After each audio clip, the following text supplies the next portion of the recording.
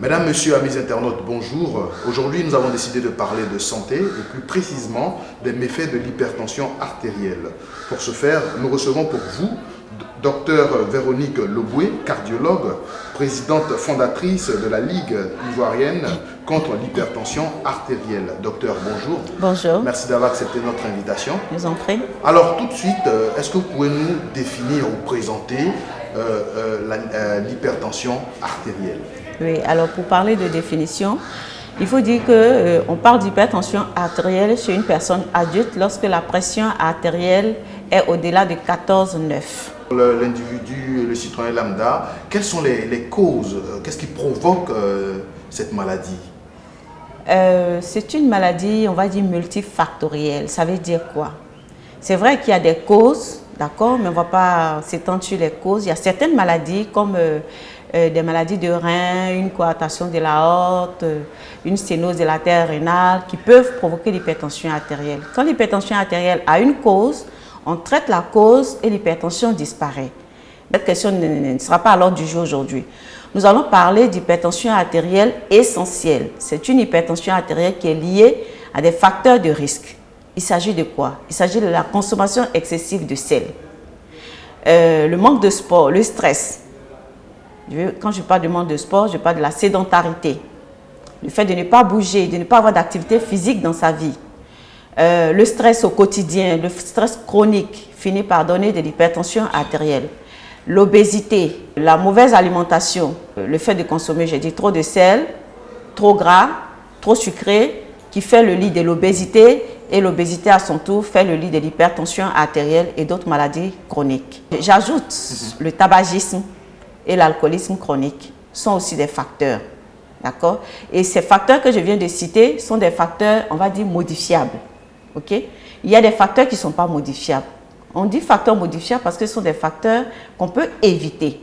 D'accord? On décide de ne pas manger trop salé, on décide de ne pas boire, de ne pas fumer. Mais des facteurs non modifiables, c'est l'avancement en âge. On est tous appelés à vieillir. C'est d'ailleurs le souhait de chacun de nous. On n'a pas envie de mourir. On prend de l'âge, on veut vieillir. Mais il faut comprendre que le vieillissement va entraîner un durcissement des vaisseaux, des artères dans lesquelles le sang circule. Et cela fait le lit de l'hypertension artérielle. L'autre facteur qui est non modifiable aussi, c'est, on va dire, l'hérédité ou la prédisposition familiale. Le fait que des enfants naissent dans une famille dont les parents sont hypertendus, ces enfants sont déjà exposés, sont déjà prédisposés à faire l'hypertension artérielle. Docteur, c'est vrai que l'hypertension n'est pas une maladie africaine, mais beaucoup de gens disent que l'alimentation, en tout cas des Africains, contribue en grande partie à l'éclosion de cette maladie. Très bien. Alors, je rectifie quelque chose. L'hypertension artérielle est bel et bien une maladie africaine. C'est une maladie de l'homme, d'accord, de tout être humain. Et c'est vrai qu'à une époque, elle n'était pas fréquente, elle apparaissait rare. C'est pour ça qu'on a dit à un moment donné que l'hypertension artérielle n'existe pas en Afrique. Ça a été dit dans des livres. Mais une fois qu'on a fait des dépistages, on a suivi des gens. Et puis de plus en plus, les populations ivoiriennes sont exposées aux facteurs de risque qui envoient l'hypertension artérielle. Du coup, l'hypertension artérielle a été développée. En 2006, il y a eu une grande enquête qui a parlé de la prévalence de l'hypertension artérielle. Nous sommes à 22% en 2006, avant la guerre. C'est-à-dire 22% pour dire quoi? Que si vous prenez une population de 100 personnes, vous avez 22 qui sont concernés par l'hypertension artérielle. Je vais parler d'adultes. Et nous avons fait une enquête chez les personnes âgées, les personnes à la retraite. On a fait un dépistage chez eux et on a trouvé 60% de prévalence d'hypertension artérielle. C'est-à-dire, vous prenez 100 personnes âgées, vous allez trouver que 60 parmi elles sont hypertendues. Pour dire que la prévalence est très élevée, beaucoup plus élevée même que le sida aujourd'hui. Donc, c'est une affection qui est très fréquente et elle concerne bien les pays développés que les pays en voie de développement.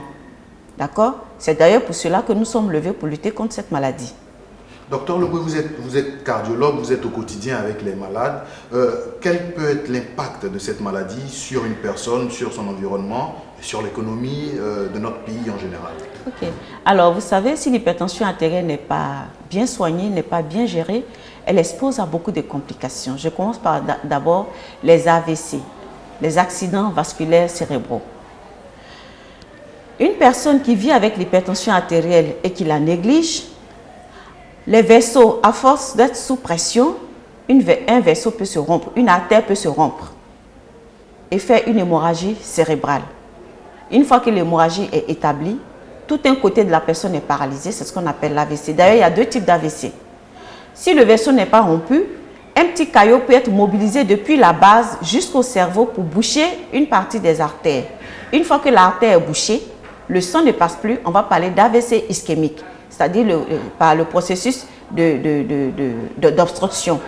Et donc, ça aussi provoque, c'est un AVC, AVC ischémique. Donc, dans les deux cas, que l'AVC soit ischémique ou hémorragique, la personne se retrouve paralysée. L'autre complication, c'est l'insuffisance cardiaque. Le cœur qui, sous la pression, qui est obligé de travailler plus fort pour faire circuler le sang sous pression, le cœur se met à grossir, à se muscler. Et quand vous faites un ECG, on parle de hypertrophie ventriculaire gauche. À force de grossir, ce cœur devient défaillant. L'autre complication, c'est les reins. Les reins aussi sont exposés. Les reins sont exposés à l'hypertension artérielle. Les reins ne supportent pas, c'est vrai, le rôle des reins, c'est quoi? C'est de filtrer tout le sang de l'organisme. D'accord? Donc, les artères rénales entrent dans les reins. Mais le fait d'avoir 20 de tension mesurée au bras, il faut savoir que le 20, c'est partout. Et donc, il y a une forte pression de sang qui entre dans les reins. Ça finit par bousiller les petites artères des reins pour donner ce qu'on appelle l'insuffisance rénale chronique. Une maladie rénale chronique qui a son tour donc l'insuffisance rénale chronique. Donc là, je viens de citer complications neurologiques, les AVC, là, les paralysies, complications cardiaques, l'insuffisance cardiaque ou même des troubles du rythme ou une crise cardiaque, infarctus du myocarde, l'insuffisance rénale, mais les yeux aussi sont concernés par ces complications, pour ne parler que de ça. Et sinon, il y a les artériopathies oblitérantes des membres inférieurs, le fait que le cholestérol, parce que l'hypertension artérielle va favoriser le dépôt plus accru de graisse, de cholestérol dans les artères du pied, donc les vaisseaux du pied se bouchent, le sang ne passe plus bien, et puis on parle de nécrose, de gangrène, le pied n'est plus bien oxygéné, et la personne peut finir par perdre son pied. Docteur, alors c'est vrai que ça fait un peu peur, mais comment concrètement éviter cette maladie ou si on est déjà atteint, comment, vous avez dit tout à l'heure, ne pas négliger le traitement? Ok, il y a deux volets. Effectivement, je disais tantôt que l'hypertension artérielle, c'est une affection qui est accessible à la prévention. Ça veut dire quoi? On peut l'éviter en agissant sur les facteurs de risque que j'ai cités tout haut. Manger excessivement salé expose à développer l'hypertension artérielle. Donc, la première mesure, c'est de réduire sa quantité de sel. On en met trop. On met trop de sel dans nos cuissons à la cuisine. Il faut apprendre à réduire la quantité de sel. Mettre le sel seulement à la fin de la cuisson et en petite quantité. La langue s'habitue avec le temps. Éviter l'alcoolisme chronique. Le fait de boire beaucoup d'alcool, les jeunes aujourd'hui, ça donne filles et garçons, ça donne à l'alcoolisme. Prendre beaucoup d'alcool expose également à l'hypertension artérielle. Le tabagisme également. C'est vrai, on a souvent parlé de tabac et cancer du poumon, mais il faut le savoir, le tabagisme durcit petit à petit les petits vaisseaux et expose aussi à l'hypertension artérielle. Donc, il faut éviter de fumer.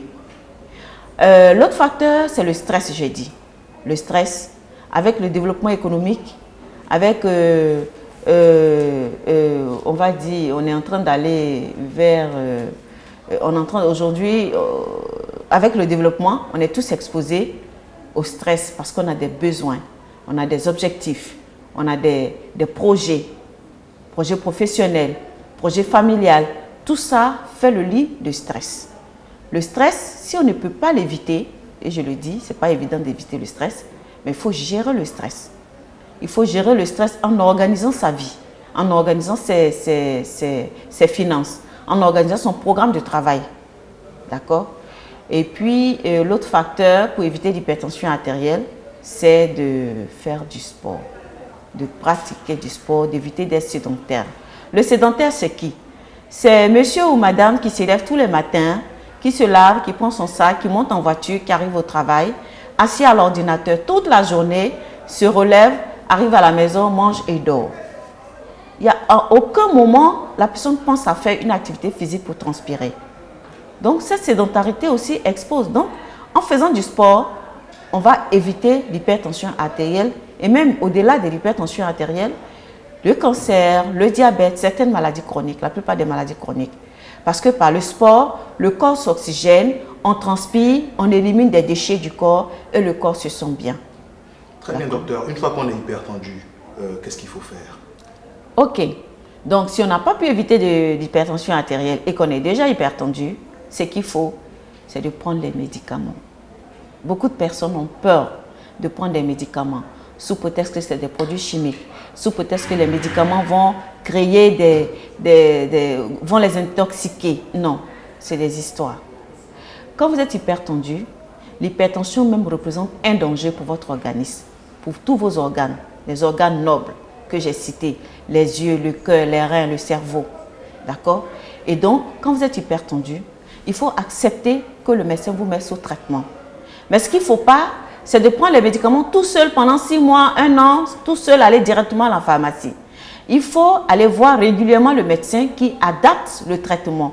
Est-ce que le traitement vous va? Est-ce que le traitement contrôle la tension? Est-ce que le traitement vous maîtrise? Le traitement est efficace? Le traitement est bien toléré? C'est tout ça que le médecin surveille. Donc, à période, le médecin vous donne des rendez-vous. D'accord? Mais au-delà des médicaments, il faut toujours observer les mesures d'hygiène de vie que j'ai citées tout à l'heure. Il faut réduire sa consommation de sel. Il faut éviter de l'alcool. Il faut réduire la consommation d'alcool. Il faut éviter le tabagisme. Il faut faire du sport. Il faut éviter de se laisser grossir. Contrôler son poids. Docteur, y a-t-il un âge pour être hypertendu? Non, il n'y a pas d'âge. Il n'y a pas d'âge. On parle même d'hypertension artérielle chez certains enfants. Il n'y a pas d'âge. Mais ce sont des cas particuliers. Mais l'hypertension vient avec l'âge. Et de plus en plus, à l'époque, on disait que l'hypertension artérielle, c'était une maladie des personnes âgées. Évidemment. Parce que les gens, ils ne mangeaient pas trop gras, ils ne grossissaient pas, peut-être qu'ils étaient moins stressés. Et donc, la maladie venait avec l'âge. Mais aujourd'hui, les facteurs de risque se sont développés. Les jeunes se mettent à boire. Et donc, ils développent précocement la maladie. Aujourd'hui, des jeunes de 30 ans, même de 25 ans, se mettent à développer l'hypertension artérielle. Ce qui ne se faisait pas voir avant. D'accord? Et des jeunes qui mangent très salé, avec le système, je ne sais pas, j'ai rien contre le GABA, mais avec le GABA, on met le sel, le poisson est salé, on ajoute du sel, on ajoute du cube d'assaisonnement qui contient aussi du sel. J'ai rien contre les cubes d'assaisonnement, mais il faut savoir que ça contient aussi du sel. Donc, cet excès de sel-là expose les jeunes aujourd'hui.